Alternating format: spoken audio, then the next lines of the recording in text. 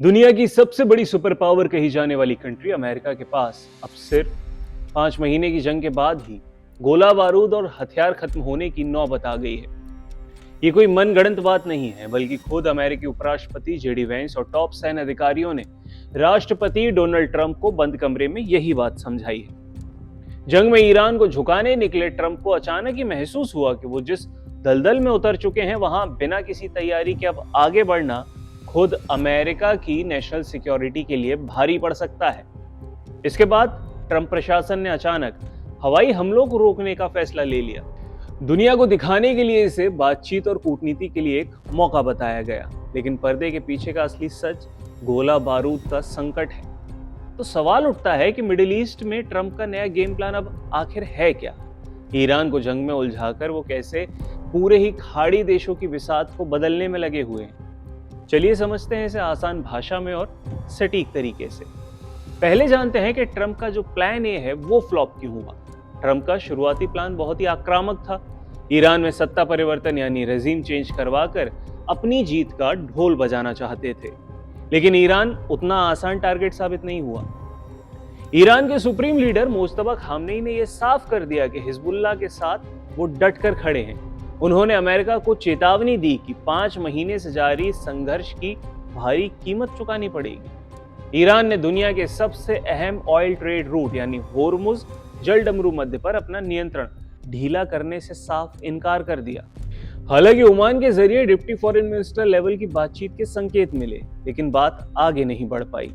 जब सीधे हमलों से बात नहीं बनी तो ट्रंप प्रशासन ने इजराइल को साइडलाइन करके बीच का रास्ता निकालने का दांव भी चला, मगर वो भी फेल हो गया। इसके बाद ट्रंप को यह समझ आ गया कि अगर खाड़ी देशों में अमेरिकी ताकत का परचम लहराना है तो इजराइल को पूरी तरह सुरक्षित करना ही एकमात्र ऑप्शन है। इसके बाद शुरू हुआ अब्राहम अकॉर्ड 2.0 और सऊदी अरब पर दांव खेला गया। जब सीधे युद्ध से काम नहीं बना तो ट्रंप अपने सबसे सफल पुराने प्लान की तरफ लौट आए, अब्राहम अकॉर्ड।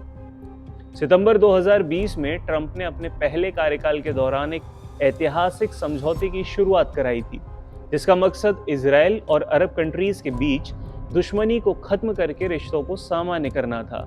इसमें यूएई, बहरीन, मोरक्को, सूडान और कजाकिस्तान शामिल हुए थे। अब ट्रंप की नजर सऊदी अरब पर है। ट्रंप सऊदी को इस अकॉर्ड में शामिल करने के लिए एक बड़ा ऑफर दे रहे हैं, सिविलियन न्यूक्लियर डील। यानी सऊदी अरब को अमेरिका की मदद से अपना न्यूक्लियर प्रोग्राम शुरू करने का मौका मिल जाएगा। सऊदी अरब के लिए यह फैसला आसान नहीं है। वो ईरान और यमन के हूती विद्रोहियों के सीधे निशाने पर आता है। सुरक्षा के लिए उसने पाकिस्तान के साथ डिफेंस की डील की और ट्रंप से छिपकर ईरान से तेल का अनऑफिशियल व्यापार भी किया, लेकिन फिर भी उस पर हमले रुके नहीं।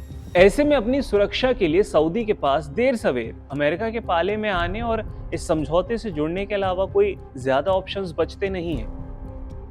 खाड़ी देशों का राजनीतिक समीकरण बहुत तेजी से बदल रहा है। अगर सीरिया का एक नया रुख है, उसकी बात करें कि सीरिया के राष्ट्रपति अहमद अल शरा ने यह खुलासा किया है कि दमिश्क कई देशों की मदद से इजराइल के साथ एक बड़ा सुरक्षा समझौता यानी सिक्योरिटी एग्रीमेंट करने की दिशा में तेजी से काम कर रहा है। उनका मानना है कि इससे इलाके में व्यापक शांति का रास्ता खुल जाएगा। लेबनान में हिजबुल्लाह की घेराबंदी है। अमेरिका ने लेबनान और इजराइल के बीच भी समझौता करवा दिया है। इससे हिजबुल्लाह की मुश्किलें दोगुनी हो गई हैं। अब उन्हें एक तरफ लेबनान में अपनी सेना का सामना करना पड़ रहा है और दूसरी तरफ इजराइल का।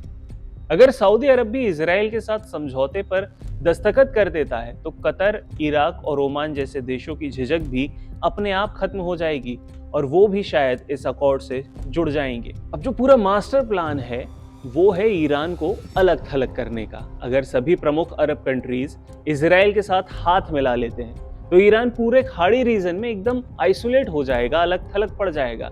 यही ट्रंप का असली मास्टर गेम है। सीधे युद्ध में अरबों डॉलर और अपनी सेना को खपाने के बजाय ट्रंप ईरान के चारों तरफ अरब इजराइल का एक ऐसा घेरा बना रहे हैं जो ईरान को लाचार कर सकता है। जब ईरान अकेला पड़ जाएगा तो अमेरिका को भारी भरकम जंग लड़ने की जरूरत ही नहीं होगी। छोटे बड़े आर्थिक प्रतिबंधों के जरिए वो ईरान की अर्थव्यवस्था को कमजोर रखकर उसे काबू कर सकेंगे।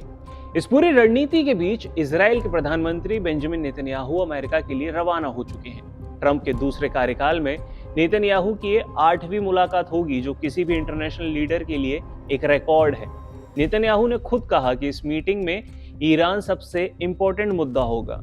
उनका गोल इजराइल की सुरक्षा को और भी ज्यादा मजबूत करना है। इससे यह साफ जाहिर होता है कि ट्रंप और नेतन्याहू के बीच जो भी अस्थायी मतभेद थे वो अब सुलझ चुके हैं। ट्रंप ने युद्ध के मैदान से हटकर अब कूटनीतिक बिसात बिछाना शुरू कर दिया है।